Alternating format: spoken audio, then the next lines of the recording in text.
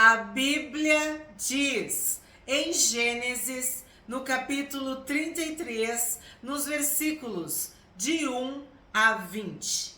Quando Jacó ergueu os olhos, viu que Esaú se aproximava, e com ele 400 homens.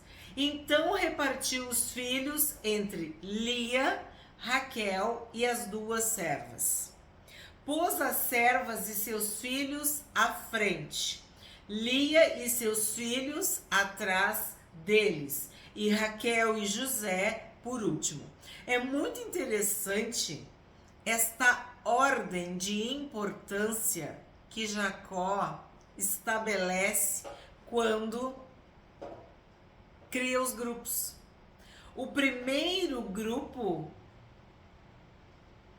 é as servas e os seus filhos. O segundo grupo é Lia e seus filhos. E o terceiro grupo é Raquel e José. Então, o que ele faz aqui? Ele estabelece uma hierarquia ou uma escala de valor, de proximidade, de intimidade, de honra, de amor, de importância. E o único filho que é mencionado, né, que é nominado, que é destacado, que tem o seu nome citado, é José, que é o filho de Raquel. Porque vocês lembram, Jacó amava Raquel. E José é o filho desse amor. Então, sim, um homem pode ter muitas mulheres, amantes, concubinas, né? Filhos dessas mulheres, mas ele ama uma mulher e essa é a sua esposa. E no caso de Jacó, ele tinha Bila e Zilpa, né? E tinha Lia, mas ele amava era Raquel. E o filho de Raquel, que é José, é o único que é mencionado aqui. E ele manda os grupos de acordo com esse grau de importância. Muito interessante. 3. E ele mesmo, adiantando-se, prostrou-se em terra 7 vezes até aproximar-se de seu irmão. Este ato de inclinar-se, de prostrar-se em terra é humildade, é humilhação. É uma forma de deferência, de atenção, de honra. E 7 vezes nós sabemos, né? É algo completo, total, pleno. Então, o que Jacó estava querendo demonstrar para Esaú? Sua humildade, o seu respeito, a sua honra ao irmão. 4. Então Esaú correu ao encontro dele e o abraçou. Pôs os braços em volta do pescoço dele e o beijou e chorava. Eu acho lindo demais. E a forma como Moisés descreve. Esaú correu ao encontro de Jacó, o abraçou, o beijou e os dois choraram. Tu tem que lembrar que são 20 anos. 20 anos que eles não se viam. A gente não sabe quanto tempo eles choraram, mas é emocionante. 5. Daí, levantando os olhos, Esaú viu as mulheres e os meninos e disse: quem são estes que estão com você? Jacó respondeu: os filhos com que Deus agraciou este seu servo. Então, olha que interessante. Deus agraciou, Deus deu, Deus abençoou. Esses filhos são bênçãos de Deus. o Senhor me deu de presente. São dádivas de Deus. O Senhor me agraciou. Deus me agraciou. E tu notou o seu servo, né? A forma de humildade. 6. Então se aproximaram as servas, elas e seus filhos, e se prostraram. Então a gente lembra, Bila e Zilpa, né? E os seus filhos. Chegaram também Lia e seus filhos e se prostraram. Por último, chegaram José e Raquel e se prostraram. Então, nesta ordem, fica claro o quanto Raquel e José eram importantes para Jacó. E ele repete essa ordem, essa hierarquia. Os grupos se aproximam da mesma forma. Primeiro as servas, depois servas e seus filhos, Lia, seus filhos, e depois Raquel e José, que é mencionado, que é destacado. É como se fosse assim, ó, o único filho, né? Mas ele não era o único filho. Ele era o 11º. Mas a forma como Jacó o destaca, e a própria Bíblia, né, o próprio autor, Moisés, destaca o nome de José, é muito importante. 8. Esaú perguntou: qual é o seu propósito com todos esses grupos que encontrei? Jacó respondeu: é para obter favor na presença de meu senhor. No vídeo anterior nós vimos a estratégia de Jacó de enviar presentes e dividir, né, em grupos. E Esaú pergunta. Então eu acho bonito esse diálogo franco, aberto entre eles. Então Esaú disse: eu tenho muitos bens, meu irmão, guarde o que você tem. Mas Jacó insistiu: não recuse. Se alcancei favor na sua presença, peço que aceite o meu presente, porque ver o seu rosto é como contemplar o semblante de Deus, e você me acolheu tão bem. Então, o que a gente tem que ver aqui? Jacó queria restituir, recompensar, retribuir Esaú por todo o mal que ele causou. Os presentes eram uma forma de pedir perdão, né? Era uma forma de restaurar o relacionamento. Era uma forma de reconciliação. Neste capítulo 33 de Gênesis, nós vemos o poder de Deus na vida de um homem. Nós vimos que Jacó foi transformado. Nós vimos Betel, Israel, Peniel, todas as referências são de Deus. Deus agindo em Jacó, Deus mudando o nome de Jacó, Deus transformando Jacó. Então, quando ele diz que ver o rosto de Esaú é como contemplar o semblante de Deus, nós devemos interpretar esta frase do ponto de vista espiritual. Quando tu faz as pazes com Deus, quando tu volta para o teu Criador, para o teu Deus, né, para o teu Senhor, quando tu te une a Deus, tu tá cheio da presença de Deus. O Espírito Santo habita em ti.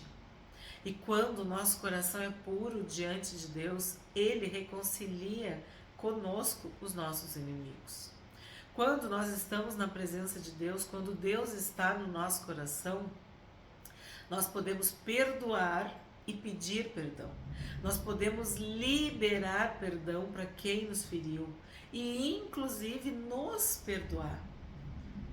O auto-perdão a capacidade de confessar e se arrepender dos seus erros e não ter mais culpa, remorso, vergonha. Quando o arrependimento genuíno acontece, é porque Deus está agindo em nós. E aqui nós estamos vendo um homem transformado. Jacó se tornou Israel pela presença de Deus. Ele lutou com Deus. Ele foi tocado profundamente por Deus. E quando ele diz contemplar o semblante, né, o rosto de Esaú é como contemplar o semblante de Deus, nós devemos lembrar do que a palavra diz no Novo Testamento. João diz, o apóstolo João, se tu diz que ama a Deus, que tu não vê, e tu odeia teu irmão que tu vê, tu é mentiroso. Quando tu ama a Deus que tu não vê, e isso é verdade, tu vai amar o teu irmão que tu vê. O amor de Deus é derramado nos nossos corações pelo Espírito Santo. E para que o amor de Deus é derramado nos nossos corações? Para que nós possamos amar os nossos irmãos, amar o próximo, termos misericórdia, compaixão, termos bons olhos para com o nosso semelhante. Então aqui, Jacó foi atravessado pelo amor de Deus. Ele foi atravessado pela presença de Deus, pelo Espírito Santo, pelo próprio Deus. E ele queria, mais do que tudo, se reconciliar com Esaú. Ele precisava restaurar esse relacionamento. Ele precisava restituir, recompensar, se entender com seu irmão. Seu irmão gêmeo. Então, ver o rosto de Deus, porque ele viu Deus face a face e ficou vivo, né? Agora ele está vendo o seu irmão face a face. E a bondade de Esaú, o perdão de Esaú, a graça de Esaú, o favor imerecido de Esaú é como o próprio Deus. E quando nós perdoamos alguém que nos ofendeu, que nos feriu, que nos maltratou, que nos traiu, que nos roubou, não sei, nós estamos dando para esta pessoa a chance, o direito, a oportunidade dela seguir em frente, dela ser feliz, dela encontrar o Deus que nos permitiu perdoá-la. Quando nós perdoamos a quem nos tem ofendido, é porque nós estamos na presença de Deus. É porque nós acreditamos na palavra de Deus. É porque o Espírito Santo está agindo nas nossas vidas. Então, quando Jacó diz que olhar para Esaú é como olhar para o semblante de Deus, nós podemos interpretar dessas duas formas. Que ele estava cheio de amor pelo seu irmão e que o amor do seu irmão o lembrava do amor, do favor, do perdão, da graça do próprio Deus. Então é muito lindo saber que Esaú perdoou Jacó. Saber que Esaú, depois de tudo que aconteceu, ele ofereceu amor, amizade. Ele correu, abraçou, beijou seu irmão e chorou. Ele se reconciliou. Ele perdoou aquele que o enganou, aquele que fugiu. E olha que interessante isso, né? Os planos de Deus, eles vão se cumprir. Seja do jeito que for. A bênção é poder experimentar esse querer de Deus, essa vontade de Deus na obediência. Mas sim, muitas coisas aconteceram aqui, né? E se tu tá acompanhando os vídeos, os capítulos, tá lendo a Bíblia, tu tá sabendo o quanto Jacó sofreu. E quando a gente analisa isso, a gente pensa assim, Deus não quer que a gente sofra. Mas se o jeito para tu aprender, para tu crescer, para tu ser transformado é a dor, é o sofrimento, então esse vai ser o jeito. Os planos de Deus vão se cumprir, as promessas de Deus vão se cumprir. Mas que bom que fosse pela obediência, né? Pelo amor. Mas às vezes tem que ser pelo sofrimento. E aqui a gente viu 2 irmãos separados, 20 anos, por causa de pecado, de erro. De ambas as partes, né? Mas foram necessários muitos tratamentos de Deus para Jacó, para que esse dia pudesse se realizar, para que os irmãos pudessem se reconciliar. E eu acho muito lindo, porque Deus disse que nós devemos o amar, né? Amar a Deus acima de todas as coisas e amar o próximo como a nós mesmos. Nisso se cumpre toda a lei e os profetas. E Jesus falou que esse era, vamos dizer assim, o maior mandamento. E o outro mandamento semelhante a esse, né, era amar o próximo. Então, amar a Deus, amar ao próximo, é o amor. E aqui a gente está vendo isso, que Jacó aprendeu a amar a Deus e por isso ele pode amar seu irmão Esaú, né? E perdoar e ser perdoado.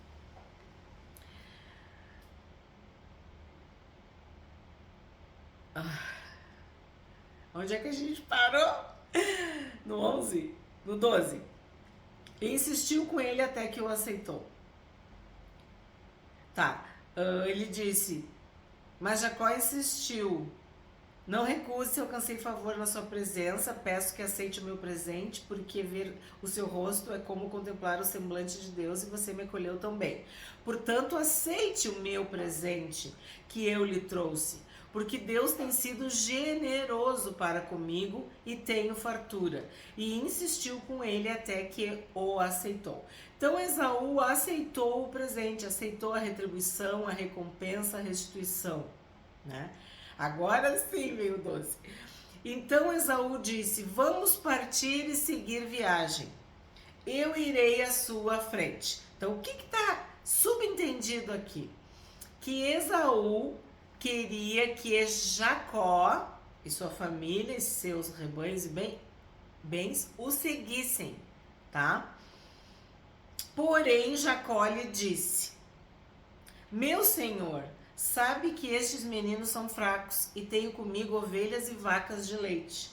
Se forçados a caminhar demais um só dia, morrerão todos os rebanhos. Passe meu senhor adiante de seu servo, eu seguirei aos poucos, no passo do gado que me vai à frente e no passo dos meninos, até chegar a meu senhor em Seir. Então olha o que aconteceu aqui. Jacó se desculpou, se excusou, deu uma justificativa para não seguir Esaú até Seir. E a distância era grande, sim, era grande. Mas nós não podemos esquecer que há uma profecia, há uma bênção de que Esaú, o mais velho, serviria Jacó, o mais novo. Né? E que eles seriam 2 nações e 2 povos. Então, o que Deus tinha para Jacó não era ele seguir Esaú, não era ele habitar com Esaú, né? Sabemos toda a história. Então Jacó, com todo respeito, com toda educação, repetindo, ó, meu senhor, ele se despede de Esaú, certo? 15. Esaú respondeu, então permita que eu deixe com você alguns dessa gente que está comigo. Jacó respondeu, para quê? basta que eu alcance favor aos olhos de meu senhor. Então, novamente, Jacó recusou. E aí eu vou te dizer o que eu acho, o que eu penso, o que eu interpreto daqui. Em primeiro lugar, a vontade perfeita de Deus, né? A promessa de Deus era com Jacó, que não era mais Jacó, era Israel, príncipe de Deus, que tinha lutado com Deus. Israel não podia seguir Esaú, Edom, Seir, não. Israel é uma nação. Israel é um povo. E eu creio que Jacó não queria seguir seu irmão porque, no fundo, ele não confiava totalmente em Esaú. Porque Esaú veio com 400 homens, né? Então, assim, ó, talvez houvesse um receio em Jacó. E com toda a educação, com todo o respeito, com toda a honra, com todo o cuidado, ele se recusou. Então ele não seguiu o seu irmão Esaú. E olha que a distância era bem grande. Era quase 200 quilômetros. Então sim, ia ser trabalhoso, ia ser custoso para as crianças, para o gado, né? Para as ovelhas, para as vacas de leite, enfim. Olha aqui, vacas de leite, tá? Guarda, lembra que eu falei do leite? Vacas de leite. Tá? 16. Assim, naquele dia, Esaú voltou para Seir pelo caminho por onde tinha vindo. E Jacó foi para Sucote e edificou para si uma casa e fez cabanas para o seu gado. Por isso o lugar se chamou Sucote. Então, exatamente, Sucote significa exatamente isso, cabana, barraca, abrigo. Então, Sucote estava perto, se eu não me engano, uns 20, 30 quilômetros, tá? E Seir, como eu disse, estava a quase 200 quilômetros. Então, Jacó, né, estava falando a verdade de certa forma, porque seria muito mais fácil ele se aproximar, se alojar, se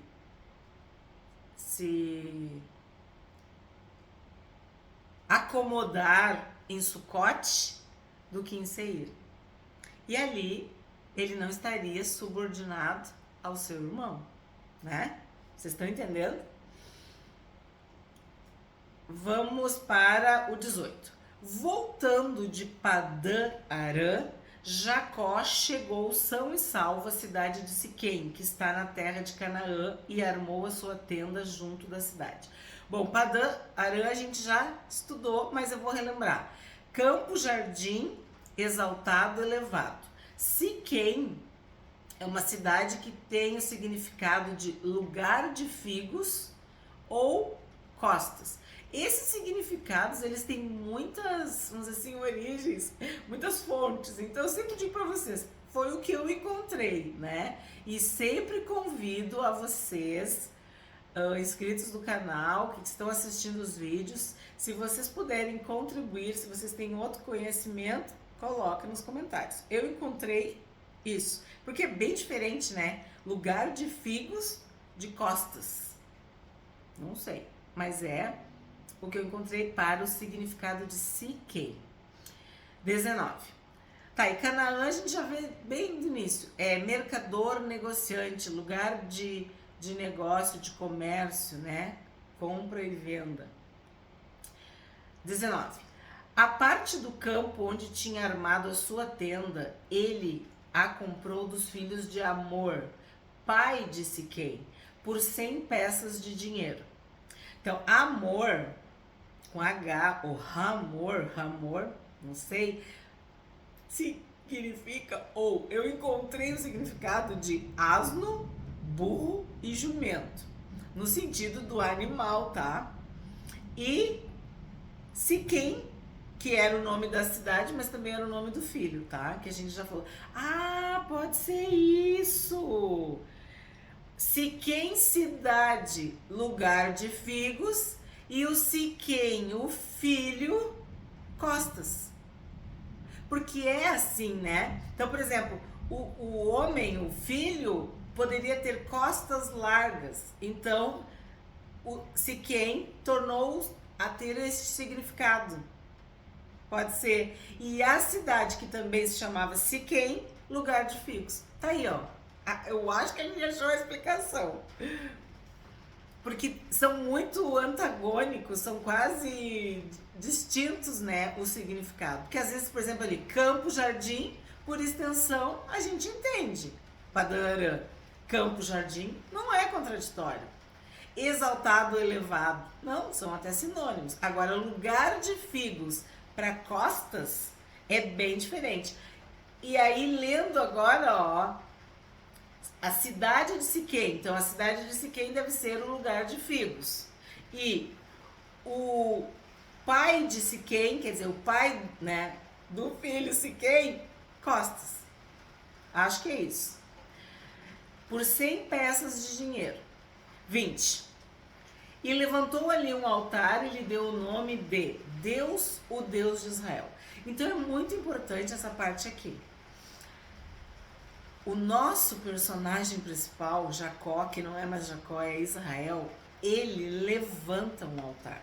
Mas a palavra no original para esse levantar, construir, erigir o altar, tá mais para reformar, reconstruir,